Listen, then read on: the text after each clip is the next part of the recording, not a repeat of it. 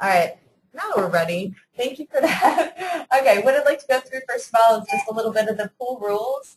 We're just going to remind everybody to please mute your phones, especially if there's any background noise. That really helps us to be able to hear our guest presenter.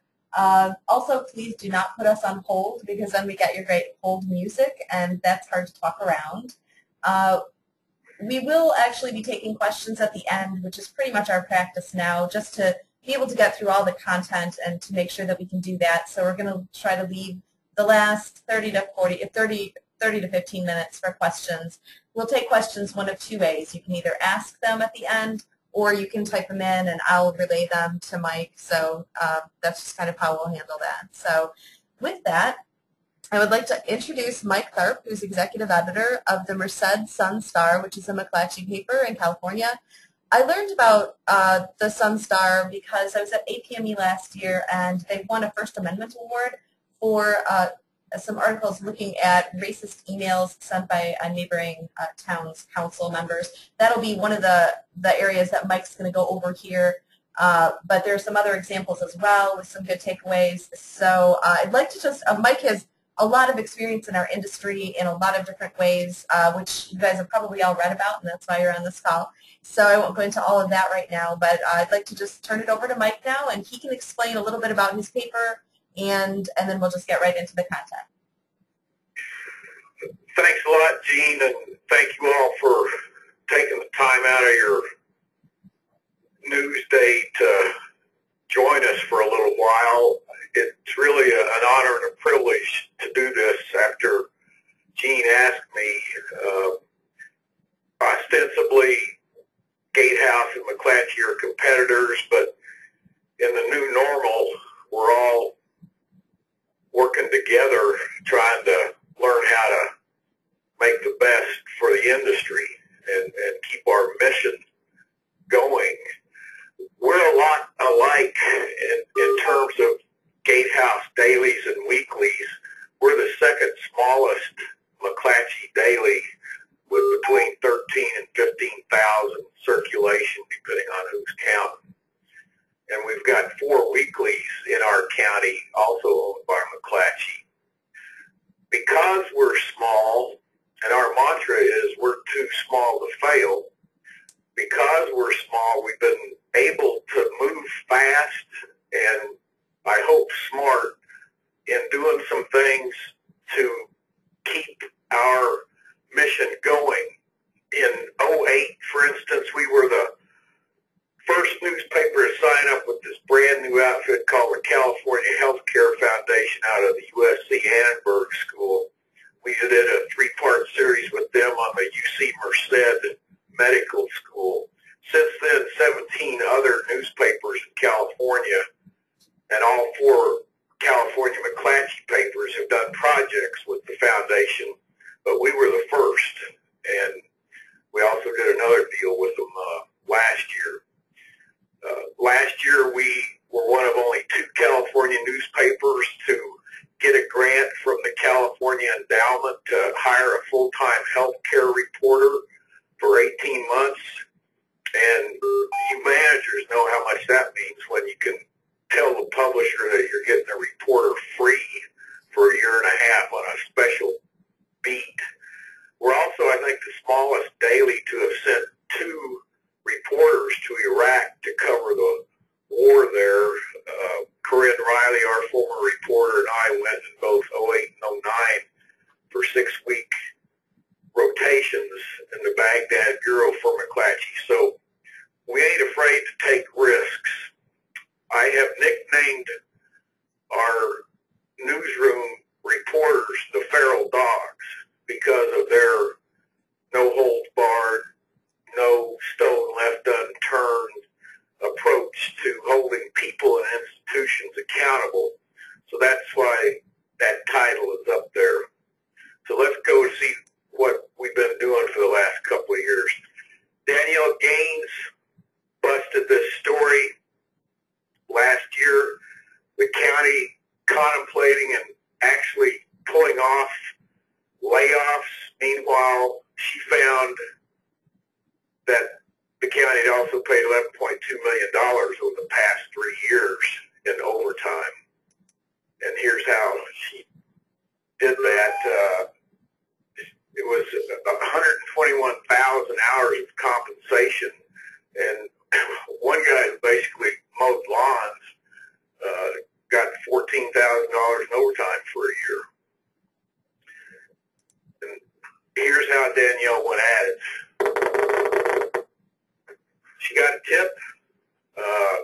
she also filed the Public Information Act request. I'm sure each of your states has that or the equivalent.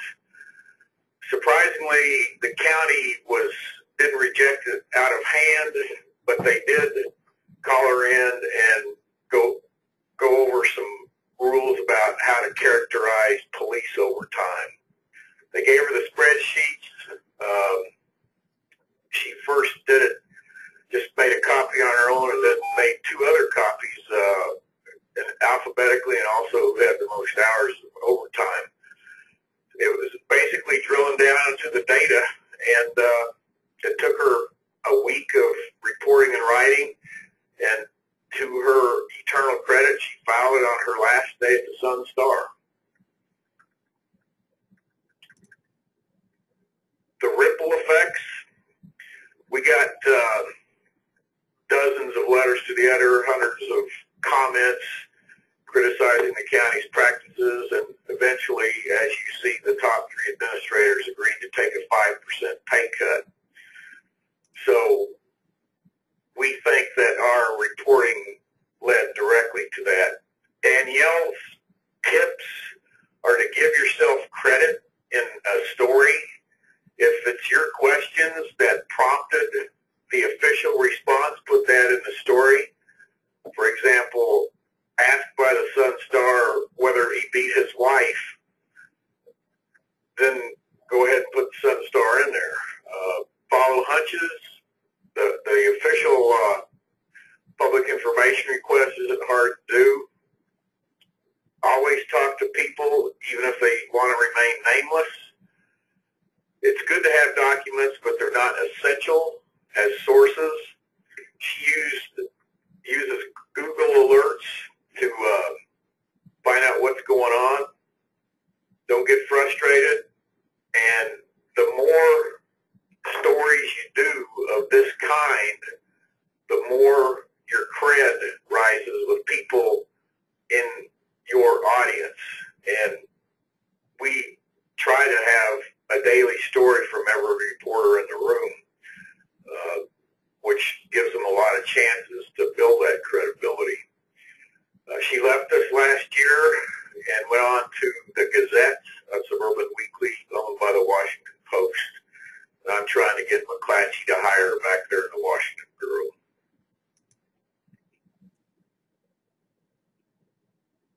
Jamie Oppenheim covered higher education for us. We have UC Merced, which is the newest UC campus, the first one built in the 21st century. It's going to have 5,000 students this fall. And we have Merced College, our venerable community college. Jamie broke a story that several of the top administrators took not one, but 2, quote, retreats, unquote, once to a winery and once to a casino.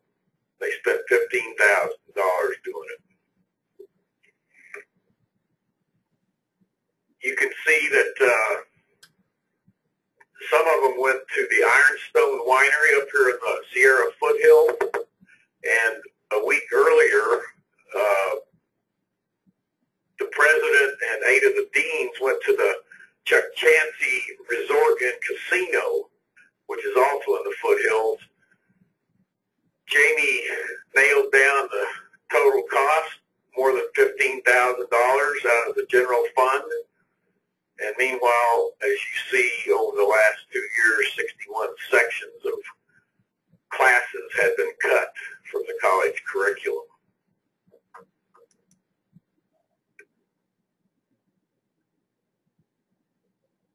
Jamie's methodology is pretty standard for all of us.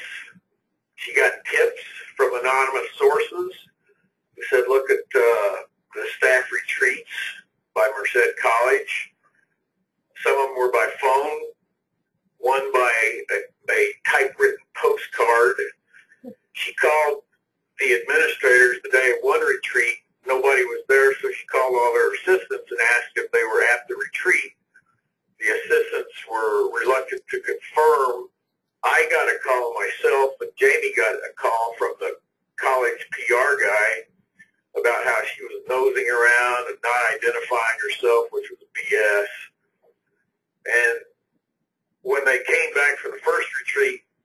put in a Public Records Act request. She wanted to add up how much it cost for both of them, and found out that there had been another treat. In the light of the budget cutbacks that facing the state, the county, and the city, it seemed inappropriate to her. Somebody in the finance department gave her the final figure for both trips. She dutifully asked the president, Ben Duran of the college, why not meet on campus if you would need peace and quiet, which is the rationale he had given for the retreats, and he was not a happy camper.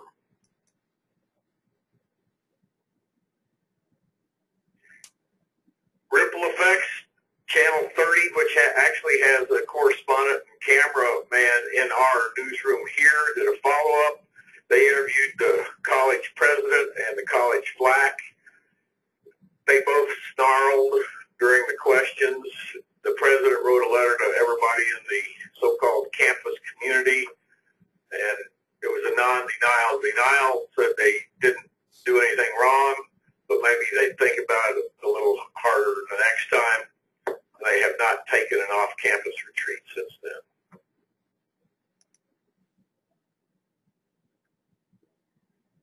Jamie's takeaways are simple. Always follow up on tips, even if you got doubts about whether somebody's telling you the truth. Don't let people get you down.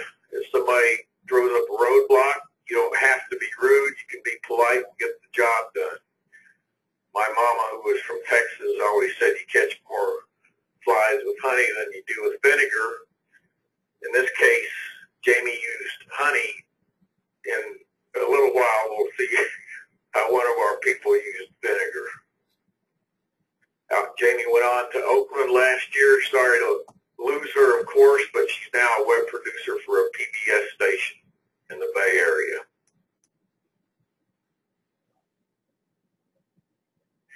Victor Patton has been the crime and cops guy since I got here 4 years ago this month. Last year I promoted him to managing editor, one of the smarter moves I've made. He got this amazing story, as you can see in the photo there, of this man without legs in a wheelchair who was tasered by Merced police during an alleged domestic disturbance at his apartment.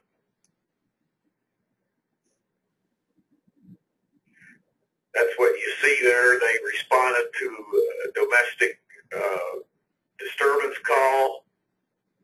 After they got there and sussed out the situation, they decided that the double amputee in the wheelchair was dangerous enough to handcuff, and they took it. Either he fell out of the wheelchair or they pushed him out. It's not clear, but his pants fell down. He was basically sitting there half naked in front of a lot of people who come out to see the commotion.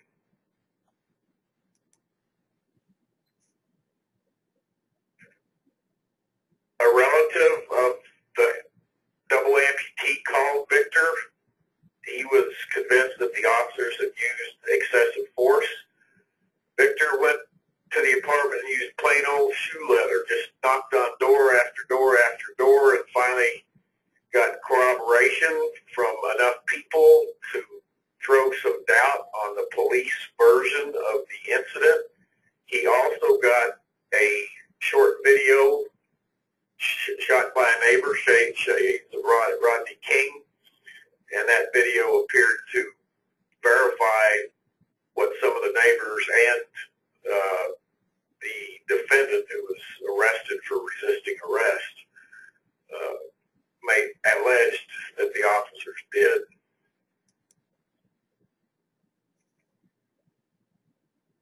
Excuse me, the same guy who represented Rodney King, a lawyer from Oakland, John Burris, has filed a lawsuit in the case. It's still pending. It opened up the issue of police brutality and excessive force locally here, and we ran the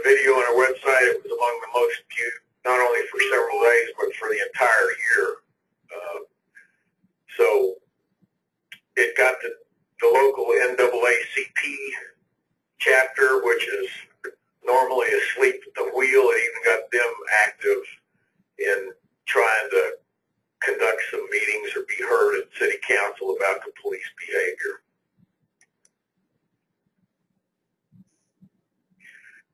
Victor's takeaway, and I wish y'all could see him manage our 3 young reporters, actually 4 young reporters, because he's been there and done that and knows what they're going through. Cover all your bases, literally knock on as many doors, make as many phone calls, and have a lot of sources. Big bugs are sometimes found under small rocks. I like his phrasing on that. And this is no surprise to us who've been in the game for a while. Always question law enforcement's version. Cops will often leave out details to protect their own. The thin blue line, as they call it. And as I mentioned, he's now managing editor, but he's still covering cops and court cases for us.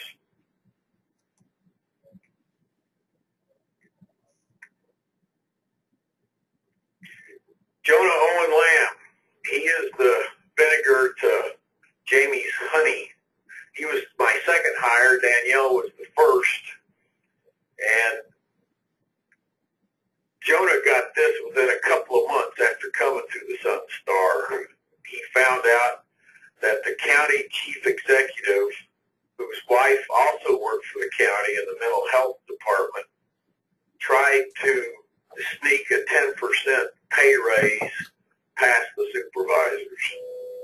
And here's how he will summarize that. She's making over $100K a year already, and he had put in this raise embedded in a budget amendment that none of the supervisors noticed, and no other city administrator noticed, but Jonah did, and here's how he got it noticed. A tip. He says it was such a minute detail in the agenda, he never would have found it. Didn't even know what he was looking for, but once he found the detail, this is where the vinegar part comes in. It's a marvel to listen to him cajole people over the telephone. Forceful interactions is a real euphemism for what he does to some people. Once he knew where to look, he says, in the agenda, he did several stories in a row. The county executive came to see me, and we sparred back and forth for a half hour and 40 minutes on what he said and what parts were on the record and what were off the record. And the county flack tried to put a bunch of stuff that he told me off the record, which of course I refused to do. And we used that in follow-up stories. But after that, the chief executive would not talk to the Merced Sun Star.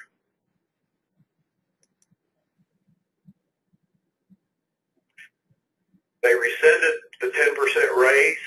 We embarrassed the head of the county, and we can't really connect the dots on this, but I'm almost certain of the fact that one of his last acts before he retired was to take away the county's legal advertising from us and gave it to a free weekly handout here in Merced, which really hurt our ad revenue. But as you know, can't worry about that. Jonah used 2 tools. Think of different ways of approaching a story, and then use data collection and source cultivation. He says, I don't know if it was me, the Sun Star, or what, but once you do certain stories, sources come to you. If he hadn't done that first story, he wouldn't have found out about a lot of other things. And as you see, he went on last year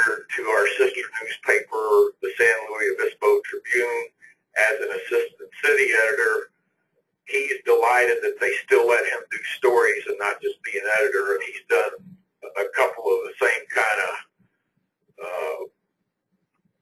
all-out investigative pieces there that he did for us.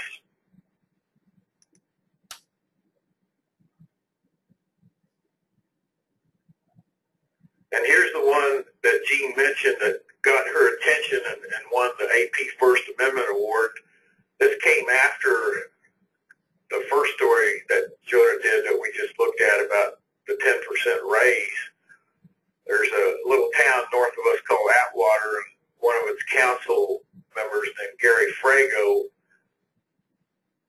had been sending racist emails mainly about President Obama, the First Lady, and blacks in general.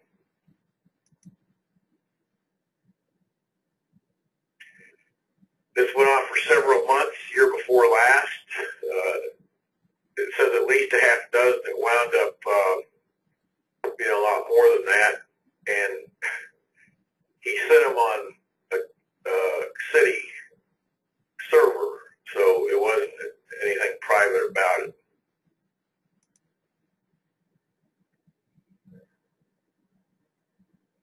Jonah again used 2 tracks. One came from source development. Without it, he wouldn't have gotten anything, he says. He had to do a lot of coaxing so that they'd give him the information. And to hear Jonah coax is just a fascinating exercise. Major consequences. He also went the official document route. We got the McClatchy corporate lawyers to send a letter, and we filed a FOIA request. The first story embarrassed the council member so much,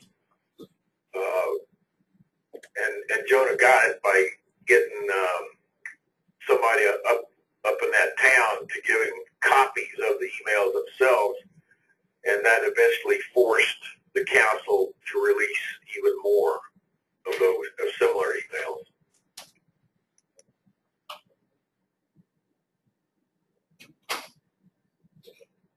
The whole council had to go to sensitivity classes for several months. Other people came forward with other accounts of questionable behavior on the part of their electeds. We could verify some we could not. The newspaper and Jonah got national recognition as a small newspaper intent on shining a light and holding people and public institutions accountable. The Huffington Post picked up our story, McClatchy Washington Bureau, several other McClatchy dailies, and as Gene said, we won an APME First Amendment Award. We won also 4 years ago, and the story won a first place award in the CNPA annual contest.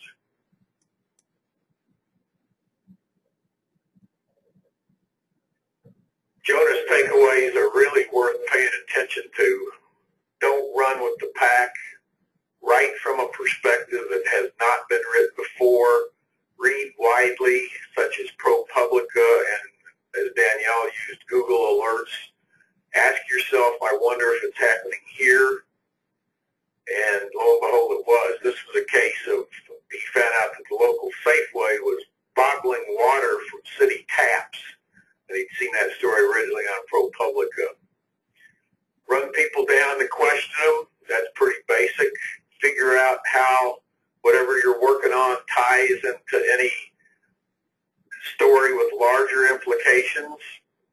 He thought of an idea and made a phone call. Sometimes you can do it without a huge investment of time, but you've got to pump out the story every day.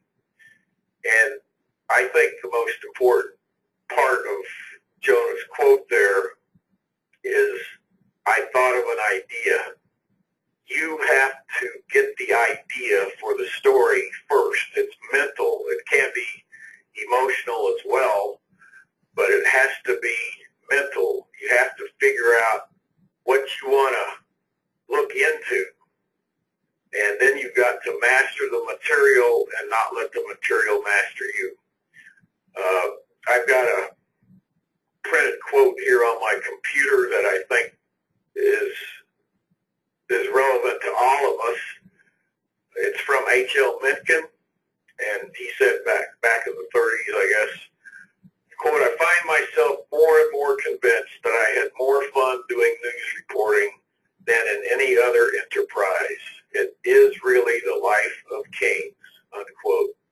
And as we face all the crap that we have to face now, the layoffs and the curtailment of what we used to do, we have to remember that it really is the life of kings.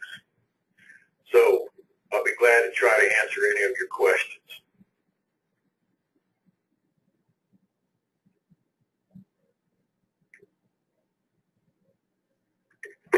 Does anybody out there have, anybody awake?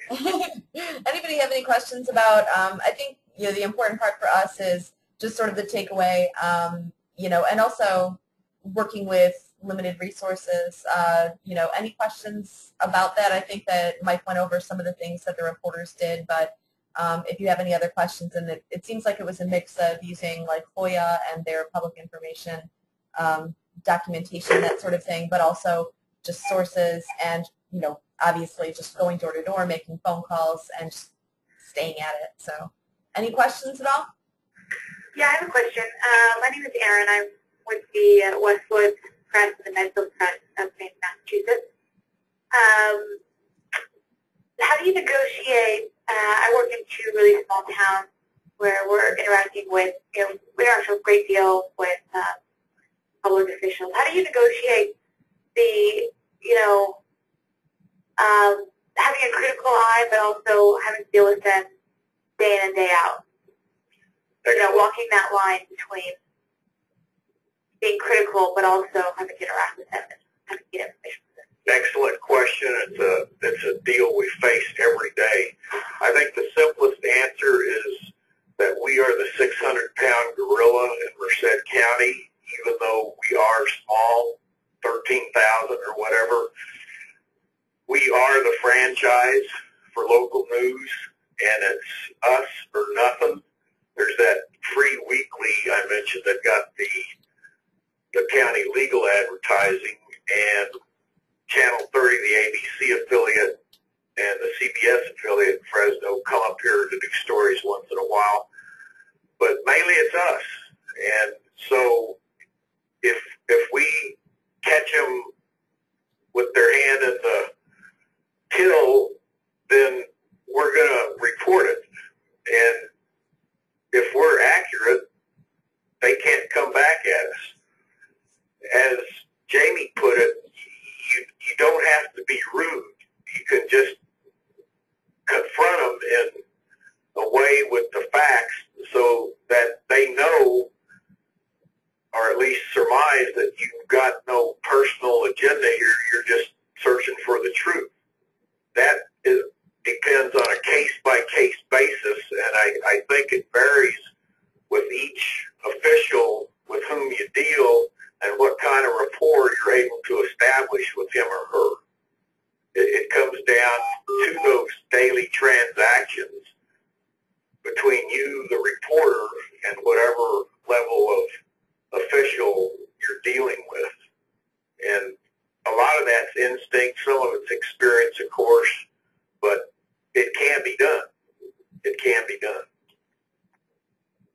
It sounds like too. Oh, sorry. It sounds like too, Mike. In some cases, some of the people you targeted. For example, the college guy, or no, the county guy whose wife worked there, and he tried to put through the pay raise. I mean, after a while he was gone. I mean, sometimes when you reveal these things, those people aren't the people you have to deal with anymore. Even though I know there are people at those places, but usually people really tend to distance themselves when something like this goes down. So. We don't. Well, Jonah busted him later for, if not an illegal, certainly an improper real estate transaction that he was involved with on the west side of the county, and that occurred just weeks before his official retirement. Of course, that guy went into the sunset with about $300K a year coming in pensions. That's pretty nice. I'm with a little weekly newspaper in Illinois with Gatehouse, and some years ago when I owned the newspaper, we had an instance, like you had talked about earlier, the school board going on a retreat, and when they came back, they reported money that had been spent for wining and dining and the wives of movie day and a theater, etc. And my reporter just made the report as part of the story, and the public was just incensed. And as the publisher, I got a call, and one of our big advertisers said, we think our school system is very important. This is not good, and we're going to have to rethink our advertising. And my response is that I would take it back, but I thought about it, talked to the reporter, and asked her any more information. She said, well, yes, she had one more story that she wanted to file. And he convinced me that she had the facts, it was reportable. And I called the banker back and said, I understand your concern, and we're part of the community, and we think the school is important. This is public information. These are public people, and it's not, they didn't have their hands in the till, but the public doesn't like it. And they have a right to react however they want. And as far as the advertising goes, I understand that. I'm ready here to write an editorial that I've had a couple of businesses call me and make threats about their advertising because of this. And my stand is public information. People have a right to know. We're going to report it. And if we have to take a hit, then we'll do it. But I'm going to use your company's name and the other company that threat this. And he just about, well, he went silent. And then very quickly came over to the office and wanted to talk personally and apologized. He didn't want to come off as threatening. And I said, well, I can run this editorial at any time. But if I'm going to be threatened, I'm going to simply put it in the paper. That's what we do. And his advertising was almost twice as much as what he had done the year previous. But I see that again. Now I'm a reporter. I don't have to worry about advertising, etc. But we've got a situation in our town that there are some things that I think need to be reported, and I suspect that when you report it, that a lot of the businesses are going to be really pissed. As far as I'm concerned, if it's affordable and it's correct, then what's the problem?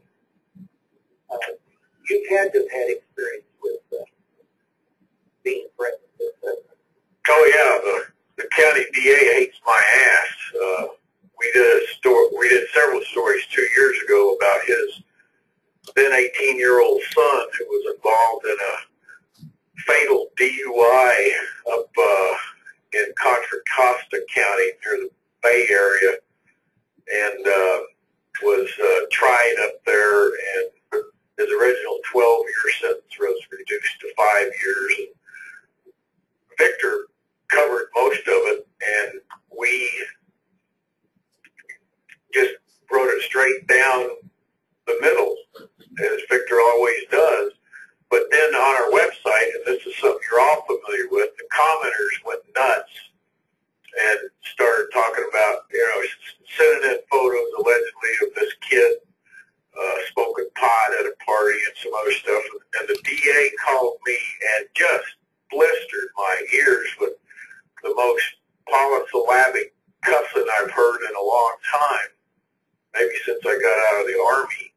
And he's hardly spoken to me since.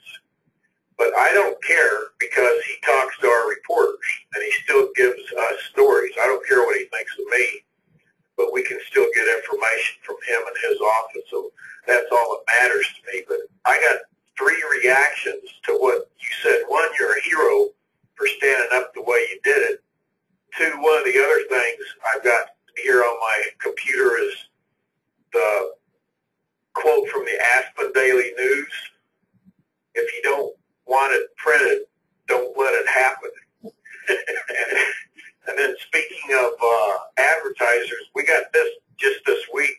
A guy sent an email to one of our reporters about a new billiard parlor opening up, and he wanted a story done on it. And he says, note to Carol, our reporter, he will be spending a large amount of money on advertising in the Merced Sun-Star. I will direct him to Samantha in advertising after this article runs. Well, you know, then I was on the other side of the desk. Now I take the opinion that, you know, if you did it, I get to report it. And if it's supported, that's your problem. But, you know, at that time, I had to worry about the money coming in.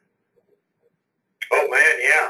I mean, one of the best professors of journalism I ever had at the University of Kansas Graduate School, John Bremner, asked us the first day of class, what's the most important thing for a newspaper to do? Everybody went around and said, tell the truth, you know, speak truth about it. No advertising. He came to me, and I was already a Vietnam veteran and had worked at the Topeka paper for 3 years. So I was a little older than the other graduate students, and I said, make money. He said, exactly right, you got to make money. That way you get to do all the other. Yeah, exactly. Yeah, I kind of think that, you know, a lot of the way it used to be in journalism, or at least when I first started, you know, newsrooms were way above thinking about the money that had to be made. But I kind of think the reality now, today, in every newsroom I've seen, whether it's in Gatehouse or out of Gatehouse, is that people are like, wow, they can really feel it in the newsroom now, you know what I mean, whether we make the money or not.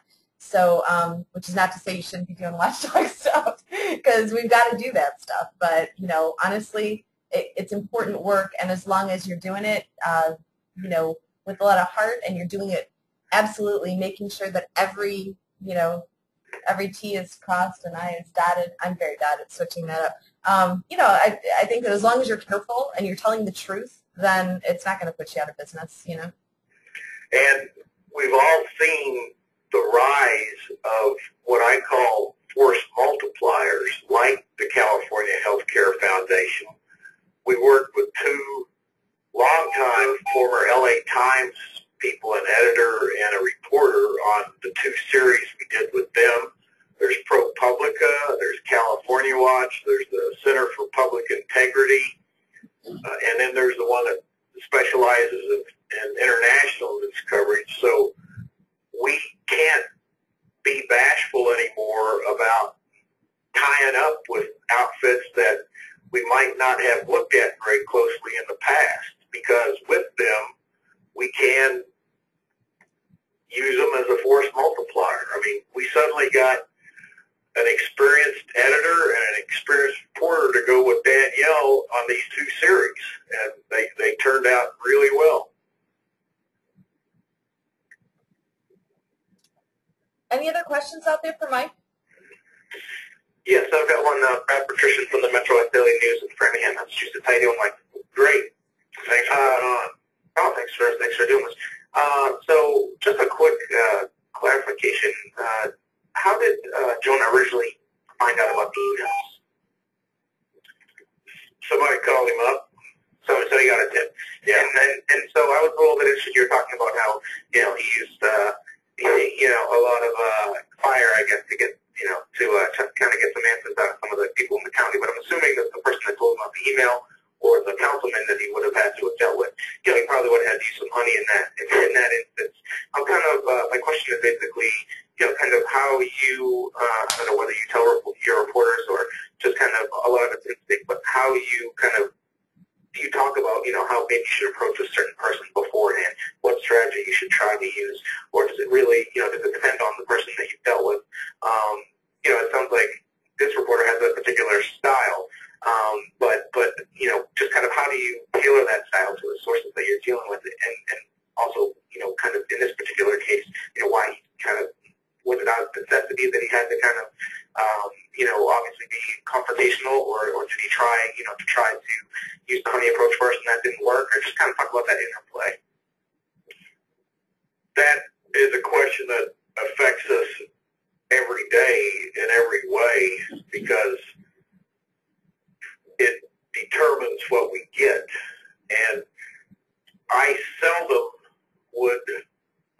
my 2 cents on anybody as a source unless I knew that source especially well and could give the reporter some background that she or he might not have otherwise, having been here a shorter time than I have been here.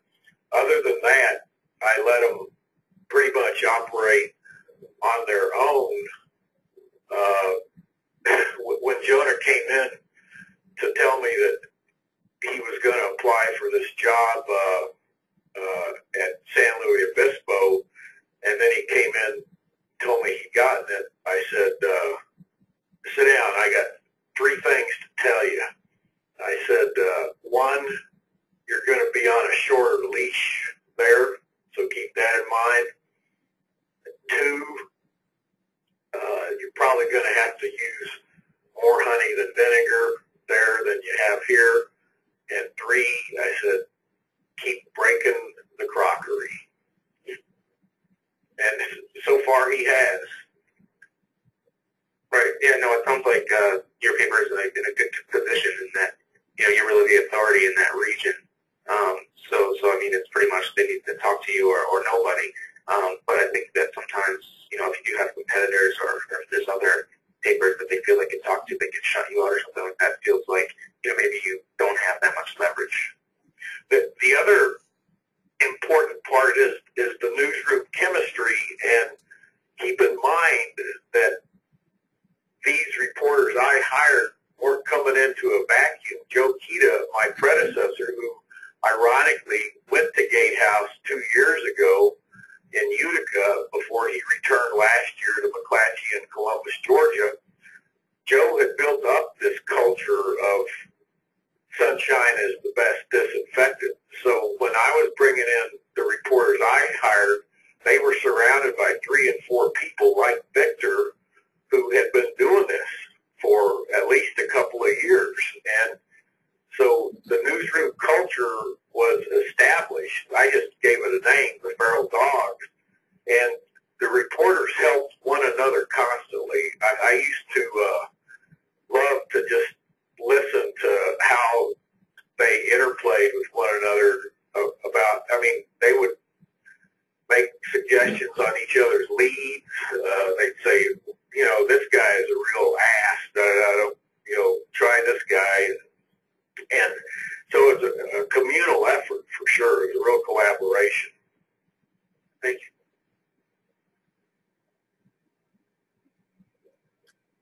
Any other questions?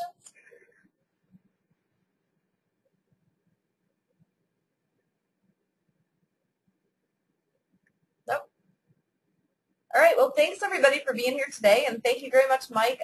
We're going to have the PowerPoint. Mike has said that it's fine with him if we post that on Gatehouse GH Newsroom, so you can find it there, and we'll have some other resources for you as well. So thanks very much to Mike, and thanks for everybody being here today.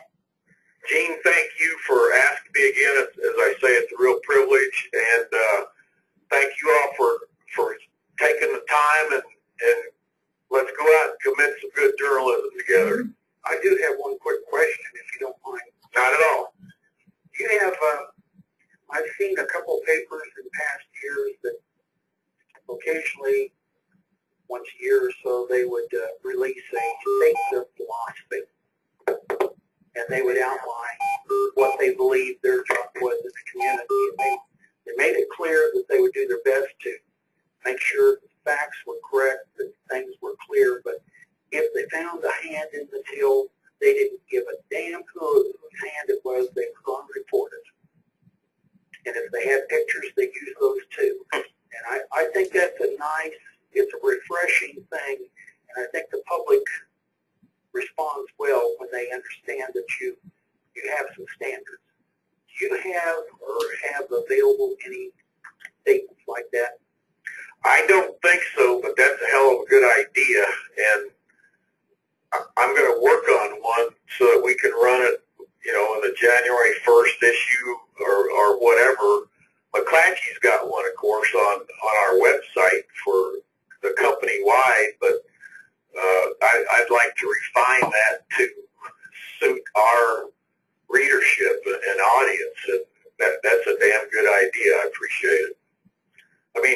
I know in my heart what I've been doing for 40 plus years. That's what I believe in. But we gotta make sure the public knows what we're about. Great, thank you. Anything else before we close it out?